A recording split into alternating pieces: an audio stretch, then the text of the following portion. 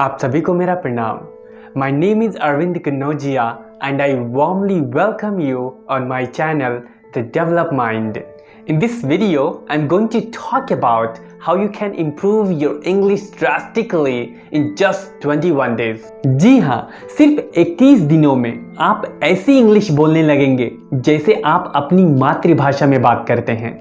मैं यहाँ पर आपको कोई जड़ी बूटी नहीं देने वाला कि अगर आप 21 दिनों तक कंटिन्यू इसको पी लेते हैं तो आप एकदम फर्राटेदार इंग्लिश बोलने लगेंगे। लेकिन हाँ, अगर आप इसे ध्यान से समझते हैं, जो आगे मैं 3 स्टेप्स बताने वाला हूँ, अगर आपने इसको ध्यान से समझ लिया तो ये कोई जड़ी बूटी से कम भी नहीं है।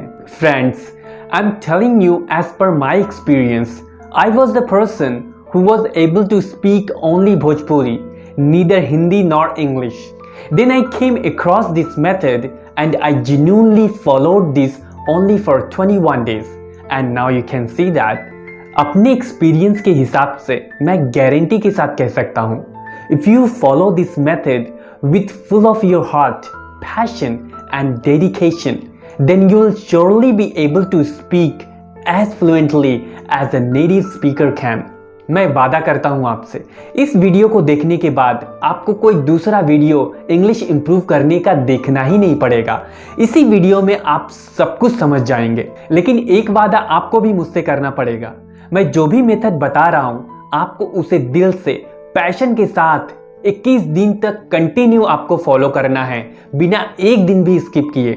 अगर आपने शुरू करने के बाद एक दिन का भी गैप लिया तो ये मेथड बिल्कुल काम नहीं करेगा। मैं आपसे पहले ही बोल देता हूँ। जैसे अगर आपने 10 दिन तक किया और 11वें या 12वें दिन आपने गैप ले लिया तो ये मेथड बिल्कुल काम नहीं करेगा, आपको फिर से शुरू करना पड़ेगा। So you can never take a gap even a single day once you have started. If you do so, then from the next day you will have to start fresh. You might have this question in your mind, why only till 21 days? What would happen after that? Actually, मैंने एक किताब में पढ़ा था, अगर आप किसी भी चीज को कंटिन्यू 21 दिन तक करते हैं बिना स्किप किए तो वो इवेंचुअली आपका हैबिट बन जाता है और आप उसे रोज करने लगते हैं। बिना उसे किए आपको चैन ही नहीं आएगा। एक बार ट्राई जरूर करना, फिर देखना ये कैसे काम करता है। So before moving ahead, I would like to make myself clear, this video is only for those people who can understand English well but can not speak. नहीं तो आप लोग कहोगे, अरे ये पागल है क्या, मैं इंग्लिश पढ़ता हूँ समझ में ही नहीं आता तो इम्प्रूव कैसे करूंगा। So my brother and sister, if you are unable to understand what I am saying, then you can skip this video. But trust me, if I were you, I would never do that. I would keep watching this video. क्योंकि मुझे अपनी English किसी भी कीमत पर improve करना है। तो अगर आपने ये माइंडसेट बना लिया कि मुझे अपना इंग्लिश इम्प्रूव करना ही है तो आपको एकदम फ्लुएंट इंग्लिश बोलने से कोई नहीं रोक सकता। Telling you the truth, I was raised in such an environment where only Bhojpuri language was spoken, little bit Hindi and English not at all. So I worked hard on my both the languages simultaneously, English as well as Hindi. Then I got pretty good in the both languages. इसके पीछे मेरी कड़ी मेहनत थी। जी हाँ, my hard work, passion and dedication towards my willingness that I will speak English at any rate. तो अगर आपको भी अपनी इंग्लिश इम्प्रूव करना है तो आपको भी इतनी मेहनत तो करनी ही पड़ेगी। अगर नहीं कर सकते तो YouTube पर ढूंढते रहिए how to improve English effortlessly. तो मेहनत तो करना ही पड़ेगा, बिना मेहनत किए कुछ नहीं होने वाला। तो चलिए देखते हैं। Tip number 1 is watch English movies with English subtitle.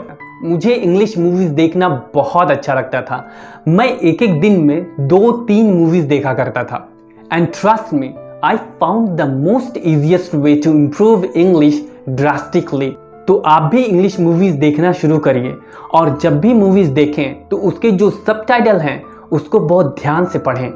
और जब कभी आपको लगे कि कोई पर्टिकुलर वर्ड का मीनिंग आपको नहीं समझ में आ रहा है या कोई नया वर्ड मिला है तो उसको अपनी नोटबुक में नोट कर लीजिए। ऐसे ही पूरे मूवीज में आपको वो नए वर्ड जो आपको नहीं समझ में आए या जो कोई नया वर्ड मिला है आपको, आप उसको नोटबुक में नोट करते रहिए। फिर मूवीज के खत्म होने के बाद आप उन वर्ड को लीजिए और गूगल पर सर्च करिए। For example, I found a new word, immaculate. This word is new for me. So what would I do? I would go on Google and search that what is the Hindi meaning of immaculate.